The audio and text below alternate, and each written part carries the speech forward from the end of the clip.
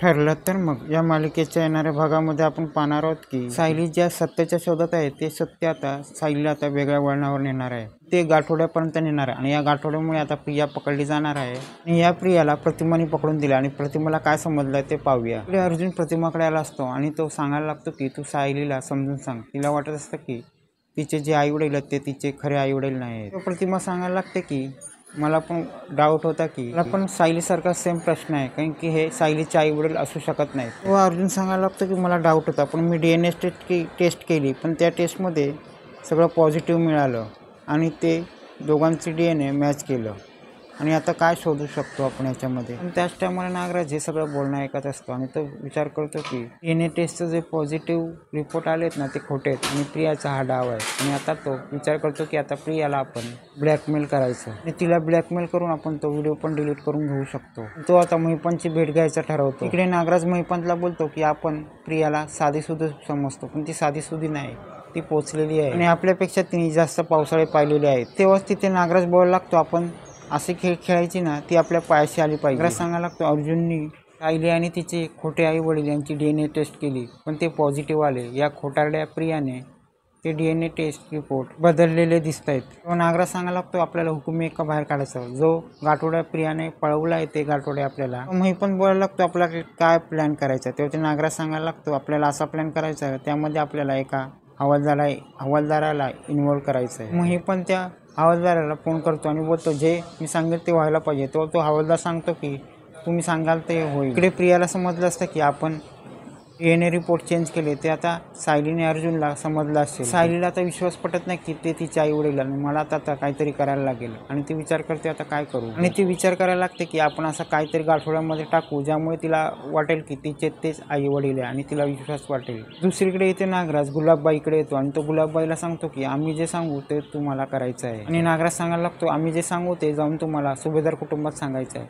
तो ते इथे बोलायला लागते मला नाही जमणार. तेव्हा ते मी पण सांगायला लागतो की तू आता लाखात खेळशील जर आमचं काम करशील तर. आणि मी पण सांगायला लागतो तिकडे फक्त जायचं आणि जे सांगू ते आम्ही तिकडे जाऊन सांगायचं. तेव्हा गुलाबबाई सांगते की मी तिकडे गेली तर काय प्रॉब्लेम होणार नाही ना. मी पण नागराज सांगायला लागतो की काही प्रॉब्लेम होणार नाही, जोपर्यंत आम्ही तुझ्या पाठीशी आहे तेव्हा काय होणार नाही. तेव्हा गुलाबबाई सांगायला लागते की आधी माझे पैसे द्या. त्यानंतर तिथे नागराज आणि मी पण तिला पैसे देतात आणि तिला तिकडे जायला सांगतात. पैसे पाहिल्यानंतर ती गुलाबबाई बोलायला लागते की मला पण तिचा बदला घ्यायचा. तिने माझ्याबरोबर जे केलं आहे ना ते मला तिचे चांगलीच करायची. ते मी पण बोलायला लागतो तिने काय केलं आहे. तेव्हा गुलाबबाई सांगायला लागते की तिकडे होती तेव्हा ती चोरा मारा करायच्या, तिच्यामुळे मला पोलीस स्टेशनच्या वारा करायला लागायच्या. इकडे महिपत आणि नागराजने सांगितल्यानुसार पाटील हवालदार त्याचं काम करायला तयार होतो आणि तो रविराज आणि अर्जुनकडे जातो. तेव्हा ते पाटील हवालदार रविराजांची भेट घेतो आणि तो बोलतो की मी सांगितले तुम्हाला करायचं आहे, तुम्हाला एका बाईची भेट घ्यायची. रविराज बोलतात कशाला. तेव्हा ते पाटील हवालदार बोलतात तुमच्या घरात जी मुलगी आली ना तिचं खरं सत्य तुम्हाला जाणून घ्यायचं आहे. तेव्हा ते रविराज बोलायला लागतं हे काय चाललंय. तो पाटील हवालदार बोलायला लागतो तरी पण तुम्हाला त्या बाईला भेटायचं आणि त्या बाईकडनं तुम्हाला सगळी माहिती कळेल. तेव्हा तो लोखंडे हवालदार सांगायला लागतो की तुमच्याकडे जी मुलगी होती ना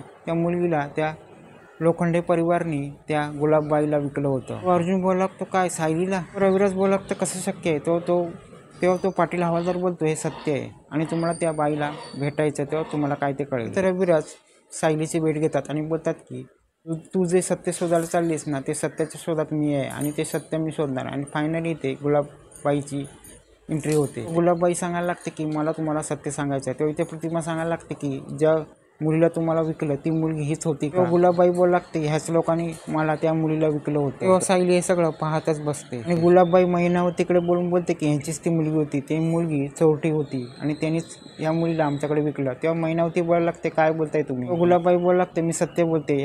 ह्या लोकांनी पाझरात मला या मुलीला विकलं आणि ह्या मुलीला माझ्या गळ्यात बांधला आणि ही मुलगी आता धोळ म्हणून माझ्या गळ्यात अडकून होती. रविराज बोलायला लागतं की तुमच्यात काहीतरी घोळ होत आहे, ही मुलगी आमची साधी आहे, ही अशी असू शकत नाही. गुलाबबाई बोलायला लागते ही आहे साधी आणि ही या महिनावती आणि सदाशिवची मुलगी होऊ शकत नाही.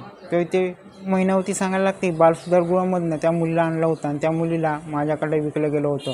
तेव्हा ते सायली सांगायला लागते की माझ्या घरच्यांवर अघटित घडलं आणि त्यावेळी मी मंदिरात आले आणि मंदिरातून मी आश्रमात आले. मला बालसुधागृह काहीच माहीत नाही. गुलाबबाई सांगायला लागते, मी तेच सांगायचा प्रयत्न करते. तेव्हा ती प्रतिमा सांगायला लागते, मग ती मुलगी कोण होती? तेव्हा ती गुलाबबाई बोलते की मी सांगू शकत नाही. ती गुलाबबाई सांगायला लागते की त्या मुलीला मला दाखवा, मी तिला ओळखून ती मी सांगू शकते तीच मुलगी आहे. त्याच मला प्रिया तिथे येते आणि ती प्रियाकडे बोट दाखवून सांगते की हीच ती मुलगी आहे. गुलाबबाई बोलायला लागते की ही चंड मुलगी, हिने माझ्यावर असं काय केलं ना, मी ते विसरू शकत नाही. आणि ती प्रियाकडे बोट दाखवते. प्रिया बोलायला लागते की मी ती असू शकत नाही आणि तुम्ही काय पण बोलू नका. गुलाबबाई बोलायला लागते की या मुलगी जेव्हा माझ्या घरातून निघाली ना, तेव्हा तिने माझ्या तोंडावर जळकं लाकूड मारलं होतं. आणि गुलाबबाई बोलायला लागते की माझ्या डोळ्याच्या साईडला लाकूड मारल्यामुळे मला कमी दिसतंय.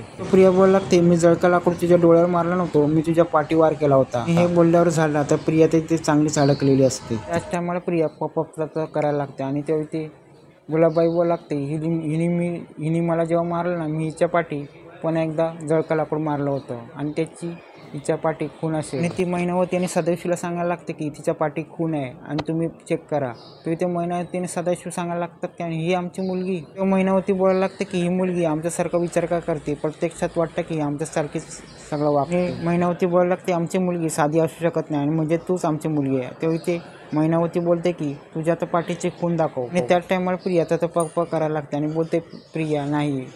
आणि काय झालं तरी पण मैनावती आणि सदाशिव प्रियाचा पिछा सोडत नाही आणि ते प्रियाची खून दाखवायला सांगतात पाठीवर. शेवटी ते साईला आनंद झालेला असतो आणि आनंदात तिला आता असं वाटत असतं की आता हे मैनावती आणि सदाशिव माझे आईवडील नाही आहेत. ते अर्जुन बोलायला लागतो, तू त्यांची मुलगी नाही, मग दाखव ना तुझी पाठीवरची खून. त्याच्यामुळे तिथे पाटील हवालदार येतो आणि बोलतो की पाठीवरची खून दाखवायची काहीच गरज नाही, कारण की हीच मैनावती आणि सदाशिवची मुलगी आहे. पाटील हवालदार बोलतो हिने गाठोडी बदलली आणि गाठोड्यामध्ये हिचं सगळं काय ते चिट्टा खट्टा आहे. तेव्हा प्रिया बोलायला लागते, मी काय गाठोडे लपून ठेवू. आणि प्रिया बोलायला लागते, मी काय गाठोडे चेंज केलेलं नाही. आणि शेवटी गाठोडे दाखवलं जातं आणि गाठोड्यामधला फोटो दाखवला जातो आणि तेव्हा इथे मैनावती बोलायला लागते, हीच आमची मुलगी. आणि ते आता प्रियाची खून बघायला लागतात आणि त्यांना आता आनंद झाला असतो की सायली आमची मुलगी नाही आणि हीच आमची चंड नालायक मुलगी आहे. आणि शेवटी आता सगळे खुश झालेले नाही आणि आता प्रियाचं भांडं चांगलंच फुटलेलं आहे.